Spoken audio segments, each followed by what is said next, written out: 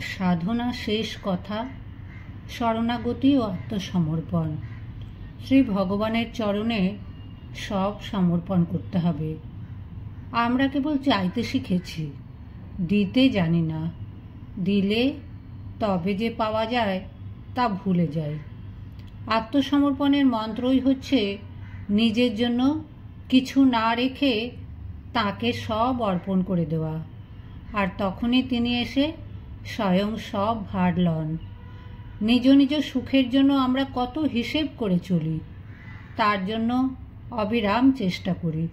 কিন্তু যারা ঠিক ঠিক ভক্ত, তারা ভগবানকে আপনার করে নিতে জানেন আর তাকেই সব দিয়ে দেন। এক থাক ভক্ত আছে, তাদের বিড়াল ছানার স্বভাব, পূর্ণ নির্ভরতা। মা যা করে, এরা কোথায় যাবে, কি করবে কিছুই জানে না। এরা ঈশ্বরকে বকলমা দেয়, বকলমা দিয়ে নিশ্চিন্ত।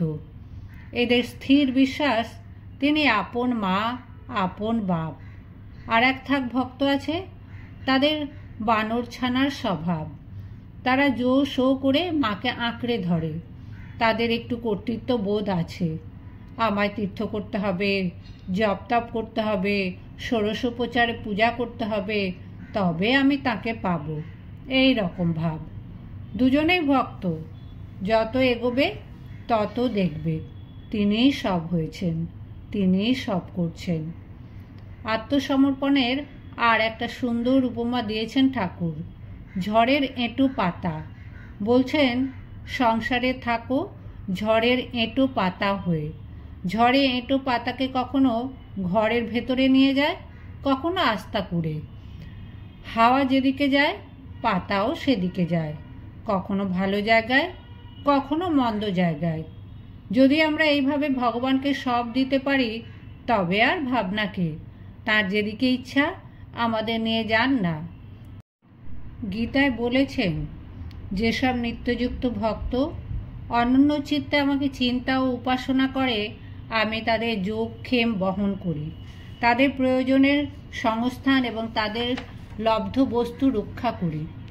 কথামৃতের বিড়াল ছানার দৃষ্টান্তের সাথে এই শ্লোকের মিল রয়েছে। অনন্য চিন্ত কারা? শ্রী ভগবানের যাদের মন সমাহিত হয়েছে। এরকম ভক্ত খুব বিরল। এরা সাধনার শেষ ধাপে পৌঁছেছেন। সাধনার শেষ ধাপ শরণাগতি ও আত্মসমর্পণ। সেখানে যেতে পারলে একেবারে নিশ্চিন্ত হওয়া যায়। অর্জুন মিশ্র কাশীর একজন ভক্ত সাধক, নিত্য গীতা পাঠ করেন। তিনি যখনই অনন্য চিন্তয়ন্ত মাম শ্লোকটি পড়েন, তার মনে একটা সংশয় জাগে। ভক্তের প্রয়োজনীয় জিনিস এবং তার রক্ষার দায়িত্ব শ্রী ভগবান স্বয়ং বহন করেন, এ কি সম্ভব? একজন আসল ভক্ত তিনি, তবু এ সংশয় তার যায় না। অনেক ভেবেচিন্তে শেষে একদিন স্থির করলেন, শ্লোকের বহাম অহম বহন করি শব্দের স্থলে দদাম অহম দান করি বললেই ভালো হয়। তিনি তখনই তার গীতাখানিতে লাল কালি দিয়ে বহাম অহম কেটে দদাম অহম লিখে রাখলেন এবং পাঠ সেরে প্রতিদিনের অভ্যাস মতো গঙ্গা স্নানে যেয়ে সন্ধ্যা বন্দনায় রত হলেন। ব্রাহ্মণী বাড়িতেই জপ তপ করেন। সেদিন জপ করতে করতে হঠাৎ খেয়াল হলো, ঘরে তো কিছুই নেই। উনি স্নান সেরে যখন ফিরবেন, আজ খেতে দেব কি? আবার জপে মন বসে গেছে। হঠাৎ কে যেন দরজায় ঘা দিচ্ছে। আসন ছেড়ে দরজা খুলে দেখেন, দুটি সৌম্য মূর্তি ছেলে, বয়স 9-10 বছর, টকটকে গায়ে রং, মাথায় একটা করে চুপড়ি। তারা তাড়াতাড়ি চুপড়ি দুটো নামিয়ে রেখে বলল, মা, এই জিনিসগুলো নাও। খাবার ও রান্নাবান্নার জিনিসে চুপড়ি দুটো ভর্তি।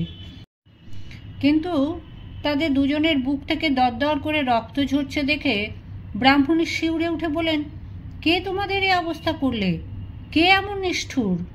তারা বললে, আর থাকতে পারছি না, আমরা যাই, বলেই উধাও। ব্রাহ্মণী কিছুই বুঝতে পারলেন না। যাই হোক, তিনি চিন্তিত মনে স্বামীর জন্য আহার প্রস্তুত করলেন। কতক্ষণ পরে অর্জুন মিশ্র বাসায় ফিরে ব্রাহ্মণীর মুখে ব্যাপার শুনে কেঁদে ফেলেন। তার অন্তর্দৃষ্টি খুলে গেল। তিনি গীতার শ্লোক সংশোধনের কথা প্রকাশ করে ব্রাহ্মণীকে বলেন, তুমিই ভাগ্যবতী, কৃষ্ণ বলরামের দর্শন পেয়েছ। এইরকম অভিজ্ঞতা স্বামীজির হয়েছিল।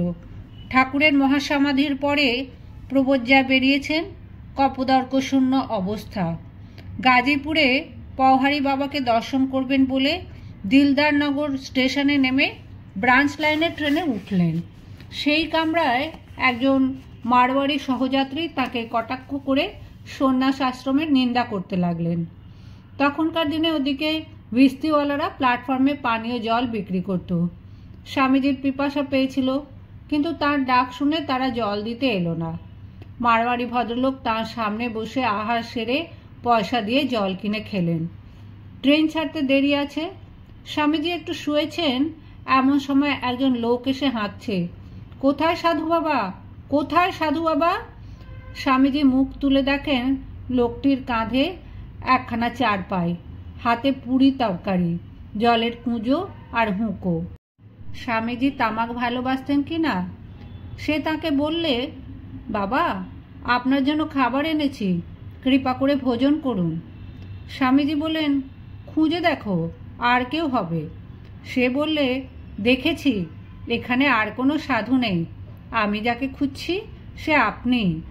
স্বামীজি বললেন, তুমি কি করে জানলে আমি অভুক্ত? সে বললে, দুপুরে খাবার পর ঘুমিয়েছিলাম, রামজি স্বপ্নে দেখা দিয়ে বলেন, ওরে, আমার একজন ভক্ত এই স্টেশনে উপবাসী রয়েছে, তাকে খাওয়াও গে যা। আমার ঘুম ভেঙে গেল, কিন্তু মাথার খেয়ালে ভেবে আমার আবার ঘুমিয়ে পড়লাম। আবার স্বপ্ন দেখছি রামজি আমাকে শাসাচ্ছেন, এখনই আমার ভক্তের পূজা করগে যা, নয়তো তোর ভালো হবে না। তাই আমি তাড়াতাড়ি উঠে পুরি তরকারি বানিয়ে এনেছি, এখন আপনি ভোজন করে আমাকে রক্ষা করুন। স্বামীজি তার সেবা গ্রহণ করলেন। মারওয়াড়ি সহযাত্রী হতবাক। তিনি শরণাগতকে সর্বভাবে সর্বদা রক্ষা করেন। কুরুক্ষেত্রে মোট 18 অক্ষৌহিনী সেনা যুদ্ধ করেছিল। কুরু ও পাণ্ডব পক্ষে যথাক্রমে 11 ও 7 অক্ষৌহিনী। এমন ভীষণ যুদ্ধ আর হয়নি। অবশ্য আধুনিক বিশ্বযুদ্ধের কথা ধরছি না। যুদ্ধ শেষে মাত্র 10 জন বীর জীবিত ছিলেন। পাণ্ডবপক্ষে শ্রীকৃষ্ণ, সাত্ত্বকী ও পঞ্চপাণ্ডব এবং কৌরবপক্ষে কৃপাচার্য, অশ্বত্থামা ও কৃতবর্মা। প্রথম কদিনেই ভয়াবহ রক্তক্ষয় দেখে ভীষ্মদেব ভাবলেন, পঞ্চপাণ্ডব হত হলেই তো এই যুদ্ধ শেষ হয়। তিনি পঞ্চভ্রাতার নিধনের জন্য 5টি বিশেষ শক্তিশালী বাণ তৈরি করে আলাদা রেখে দিলেন।